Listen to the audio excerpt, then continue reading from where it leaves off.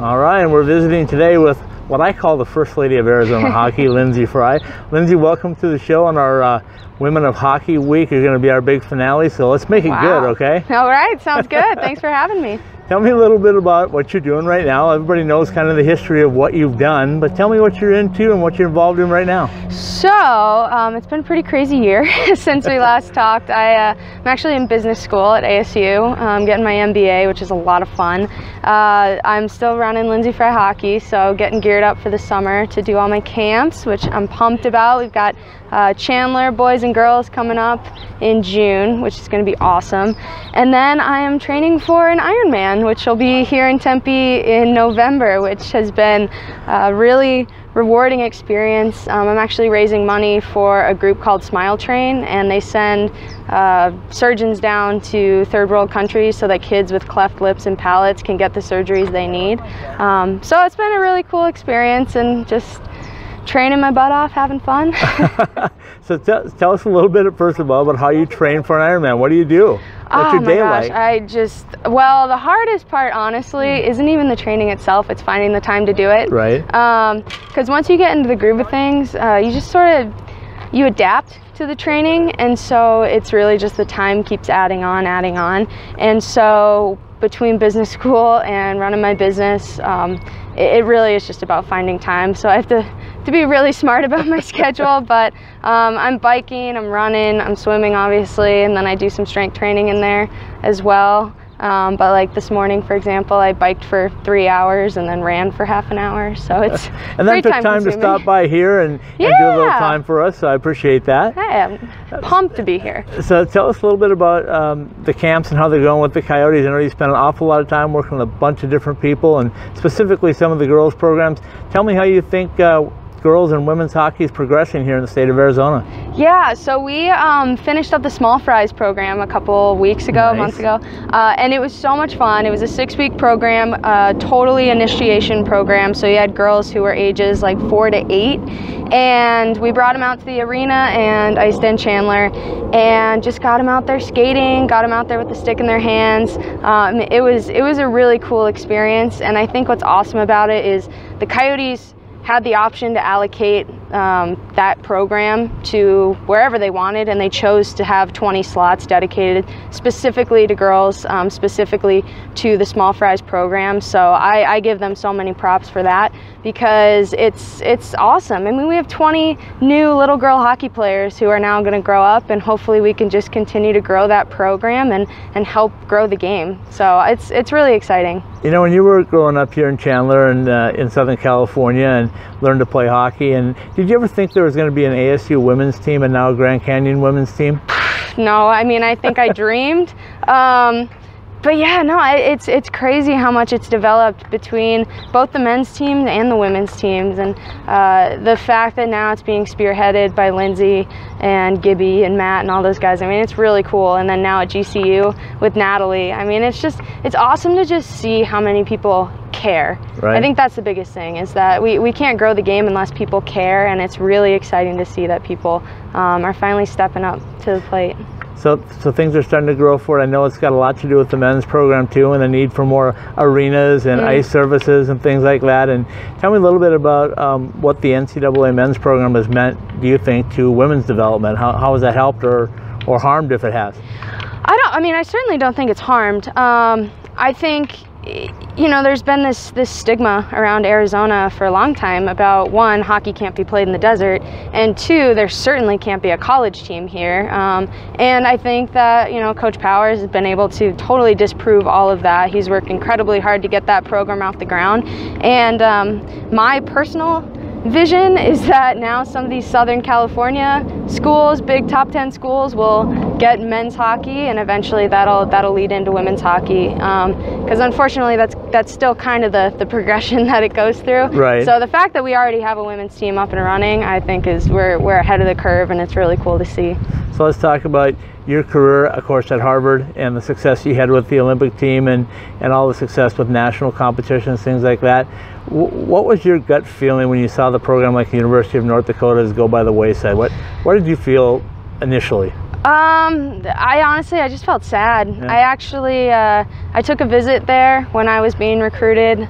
It is gorgeous. If you've ever been to Grand Forks, I mean, it is one of the nicest arenas I've ever been in, and that town is built around hockey, around that program. I had a couple friends play there, so just to kind of know that they had their college experience, which anybody who's played college sports just knows what that means. To have that taken away for some of those girls, it just kind of puts a knife in your heart. And so I don't know, I know they're fighting it. I know the Lamoureux twins are definitely putting in their 2 cents. So I really hope that Coach Adolski and the team are able to get it up and running again. Let's also talk one more time about the, I guess, negative and positive when we talk about the national team and the fight that the women had and support they got from the men's team. And I can see by the smile on your face that you realize that was a great outcome, right?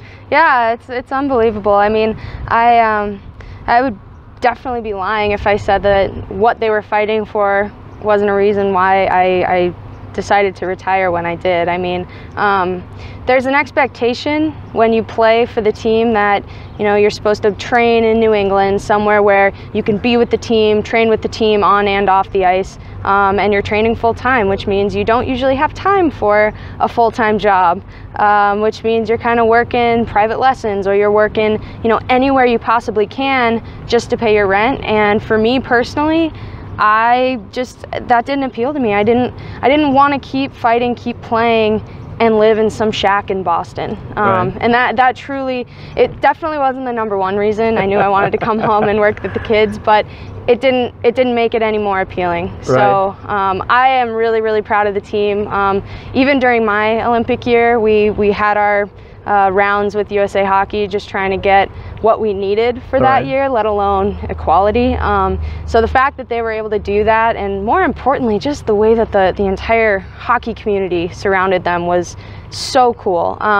You know, they started asking all these other women to play, and all these other college players, all these NWHL players to play, to fill in for the team.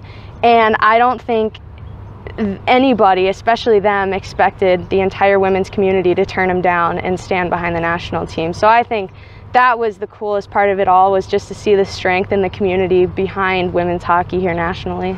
So as we videotape this today, we just came off of another gold medal win, and tell me what you thought those ladies did. Was that a little chip on their shoulder to prove things a little bit even more? Oh my gosh, yeah. I mean, how do you, like, I can't even imagine what they were feeling going into that, to just prove to the world at home after that entire experience going back and forth with USA Hockey, to really prove their worth, and for them to be able to pull that off was just amazing. And of course, you know, it goes into overtime every time. But like I was saying earlier, whenever Niter gets the puck in somewhere in the slot, any goalie's done. So let's get back to talking just a little bit about Arizona hockey, and we'll kind of finish it up and wrap it up here for you. But as I look at the program and watch the way they grow, and see not only the growth and the effort that you guys have put into it, where do you see it 3, 4, 5 years down the road? How big can this get?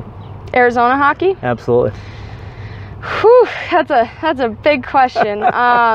4 or 5 years, I'm not really sure. I think for me, I get the most excited about like 10 to 20 years. Right. Which I know is kind of a long time horizon, so it's sort of hard to think about that. But you know, we'll see. We've got the Small Fries program. I feel like every single time I go into the rink, I see new girls playing hockey. We've got the ASU program. Who knows if and when that's going to be able to go D1. Same with GCU. And then you've got the Lady Coyotes, the She-Wolves. I mean, they're just, it is expanding. Right. How big it's going to grow, it's really hard to say, but I think the biggest thing is to just keep, we just have to keep moving forward as a unit. There are so many times I've seen, you know, everybody kind of wants to go their own which way, and I think if we all just kind of stick together as a collective unit of women's hockey players moving forward, we're going to be just fine.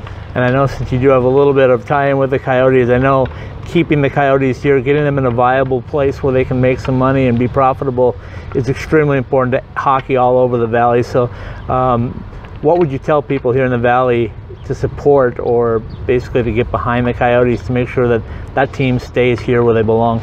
Yeah, I mean, it's really hard. I live in Tempe. Glendale is a hike, but I think, you know, anytime you can, try to get out to a game.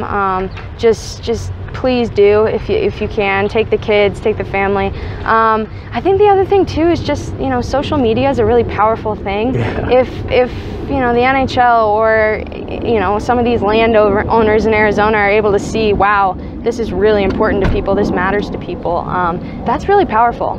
We've seen the power of social media all over the place. So I think the big thing is just keep supporting your team, keep being vocal about the support of your team, and that's really all we can do. You know, I'm bummed they weren't able to get the Tempe deal, because that would have been right up the street. But you know, I certainly don't think that's the end, and I think they're going to find their way. And I lied to you. We're going to finish with one more, because there's a big game happening today over in Glendale with, could be the captain's last stand, as we hope not, but the way things are going, that it could be leaning that direction. So with you being the female icon in Arizona and Shane Doan being the male icon of hockey in Arizona, what are your thoughts on Shane and his career, and if it should end tonight, how would you feel? Oh man, that's a big question. I remember when I was probably 9 years old and I first got to meet him, and it was at some like Coyotes charity event, and he was just the sweetest guy ever. He signed something for me. He let me like bring something back to him to sign for one of my friends, and he is just truly one of the nicest hockey players I think that any hockey community has ever had the honor to watch play in front of them. And you know what? If this is his last game, then I guess if I had anything to say to him, it would just be congratulations. When I retired, I had a lot of people say, you know, oh, you're too young. How could you do that? Why didn't you want to keep playing? And you know, you get to a point where other things become more important. Your passions are elsewhere. And some of the coolest, one of the coolest things I ever heard was from the assistant coach of the ASU team, Alex Hicks, and he told me, congratulations on a great career. And that was just the coolest thing to hear. And so that's what I would say to Shane. Congratulations, you've had an unbelievable career. We're all extremely proud of you, and I couldn't be more excited to see what his next steps are, whatever they are. Awesome, Lyndsey. Thanks again for the time, and thanks for capping off a great Women's of Hockey Week. Oh, well, thank you.